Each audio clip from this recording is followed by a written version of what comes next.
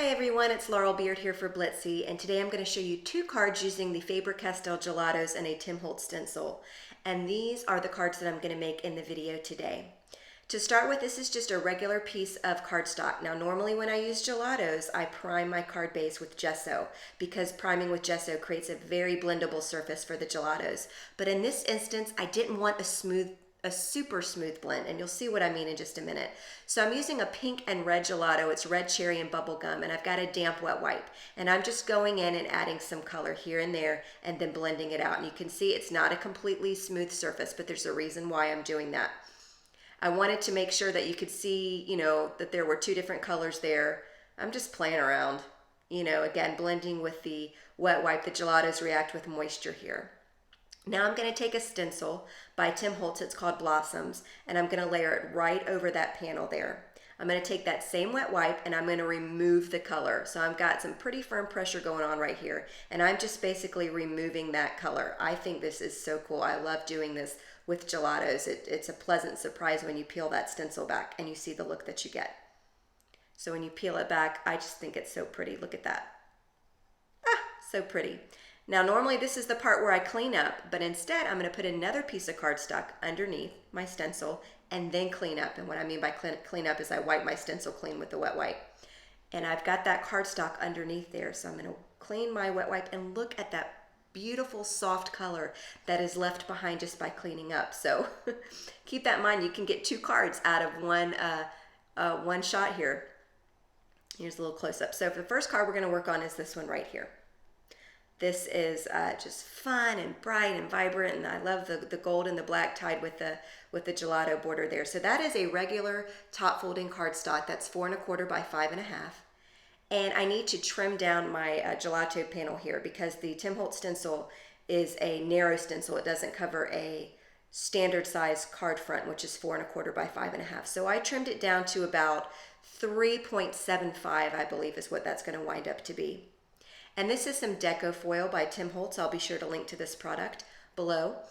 And I like it because it comes in silver and gold. It's got an adhesive backing, and all that glitter doesn't come out all over your fingers.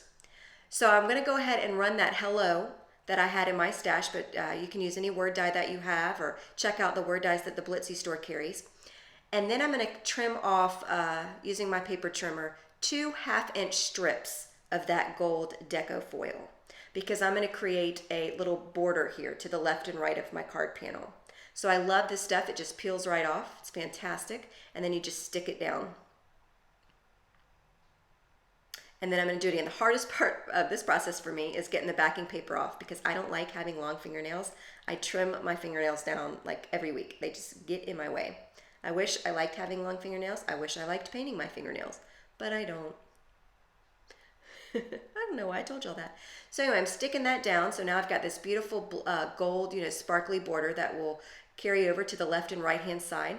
So I'm going to put some adhesive down on the back of that panel, that gelatoed panel, and I'm going to layer that right down, right over the top there. And then I'm going to trim off all the excess.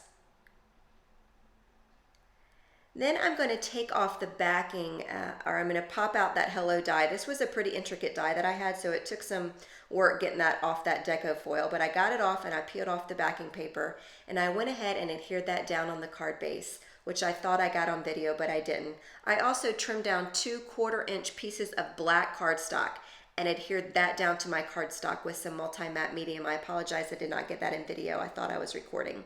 And I adhered that down. I thought adding that black was just a fun little pop of color there. And then I'll trim off all the excess, and then that'll be this first card here. Now moving on to the second card, which is just like the cleanup, basically, of cleaning up that stencil here.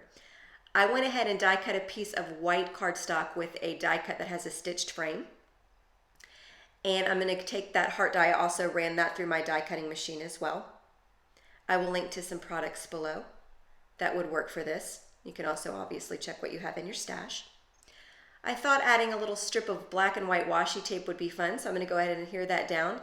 And then I'm going to take my X-Acto knife and cut right up to that stitched edge because I don't want that, look at my frizzy here. I don't want that washi tape extending over that stitch line here. And now it's time to add a sentiment. I thought a hello sentiment would be good. So I'm going to stamp that using some black VersaFine Onyx Black ink. I like using Onyx Black ink because you always get a super crisp black impression when you stamp that. But because it's a pigment ink, it will stay wet a little bit longer. So you either want to kind of leave it alone for a few minutes, don't rub your finger over it because you'll smear it, or zap it with the heat gun. Or you could sprinkle on some embossing powder and clear and heat set it as well. Because it's a pigment ink, it stays wet longer, so you have the option of doing that. Now I've got some Black Soot Distress ink I smushed down onto my craft mat. I added a little bit of water, and then I picked some of that up with a paintbrush and just flicked on some black water flicks. Again, the craft, my workstation I'm working off of, my work surface is a Tim Holtz craft sheet. I love it because it's great cleanup. So I decided to pop up that heart a little bit. I thought it would be fun. You could also adhere that down flat if you wanted to. So I'm just peeling off the backing paper of that double-sided tape, and I'm going to adhere that heart down kind of a little bit in a diagonal. And then the final thing is to go ahead and adhere that down to your card base. So the card base that I'm going to use is a black top folding card, 4 1/4 by 5 1/2. Going to add some adhesive to the back of that and adhere that down right in the center. And then I am going to grab my We Are Memory Keepers corner rounder and round all the corners so it matches that die a little bit better. And then that's it. That's the card.